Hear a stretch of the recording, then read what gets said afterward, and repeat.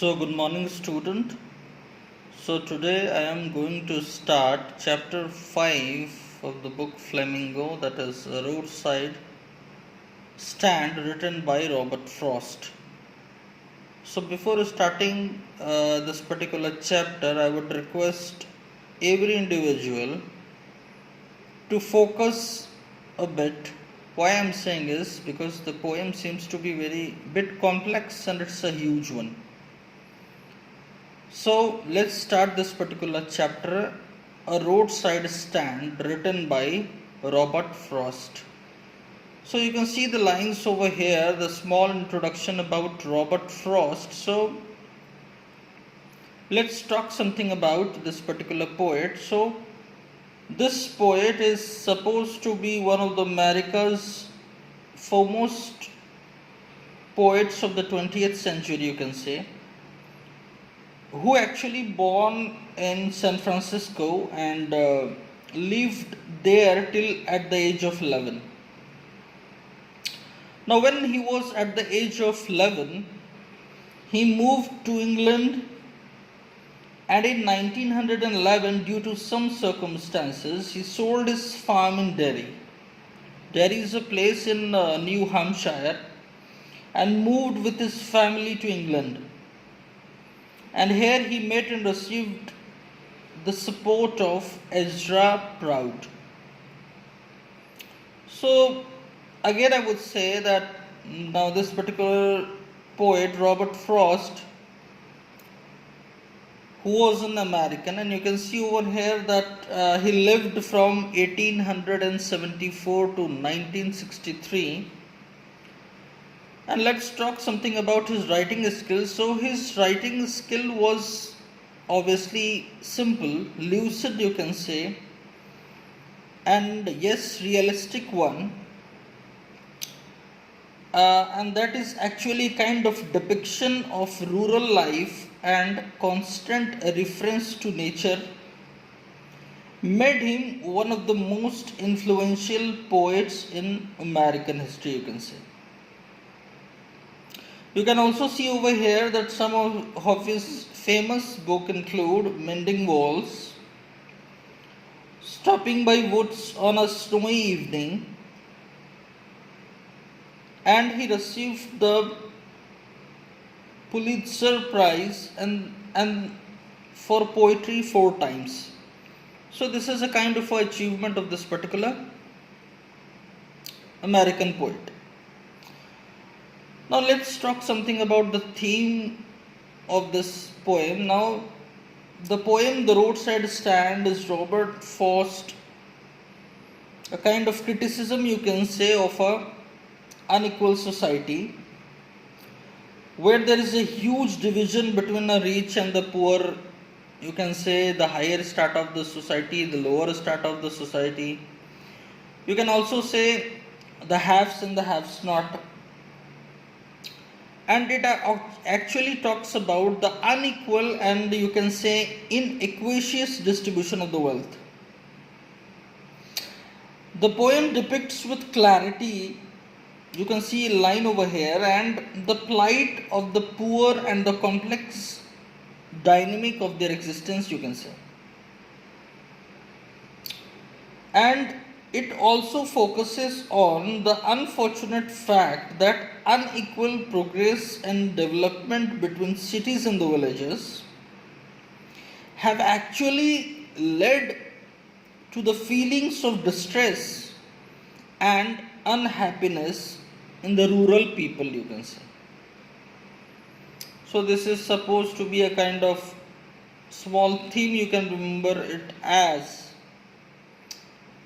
Now about summary, yes, the poet seems to be bit huge one, so a little bit more idea about this particular poem is like, you can consider it as a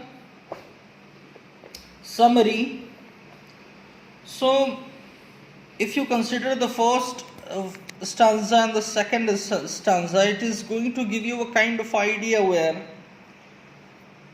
a poem, Roadside Stand, composed by Robert Frost, actually it is about a farmer who puts a little new shed in front of his house on the edge of a road, you can say, and several thousands of cars speed past in it. He actually desires to sell wild berries, you can say squash or the other products. He does not like charity, and actually he tries to sell his product for money. And he believes that money can give him a better lifestyle as he saw in the movies. So, however, his hopes are never fulfilled. That is the later part of this particular poem. And people in cars go past without even giving a, you can say, a cursory look at his stall. And if few of them happens to look at it, they see how the letters N and S had been turned wrong, and they believe that such badly painted signs spoils the beauty of the countryman. So this you can remember as a small gist or summary. Now some of the more aspect of this poem is like a few cars did stop over here, and one of them described to take a U-turn. It came into the farmer's yard and spoiled the grass. The poor village people had little earning, and obviously they have not seen such money. They lead to a life of poverty over here. And it is known that some good doer plan to remove their poverty. They aimed to buy their properties on the roadside to build theaters or stores. Here you can see the word they. So they actually has been used for the selfish politicians or the governor of the state who actually promised them that they are going to bring about the change by providing them the essentials so that they can lead their very happy life. The plan to shift the villagers from village huddle together. They wish to teach them the ways they could change their good and healthy habits. They even aim to teach them to sleep during the daytime. The greedy good doers, so called the politicians, and you can say they can be termed as beneficent beast of prey, you can say, desired to force the benefit on the poor village and the people and befool them. So actually the politicians have befooled these villagers, and they have forced these villagers to shift an outskirt of the town. The poet feels quite miserable at the pitiable sufferings of the poor village folk, you can see over here. And he even had a childish nature for all the poor to be done away with at one stroke to the end of their pain. But he knew that it is a childish in vain, so he desires that someone relieves him from the pain by killing him.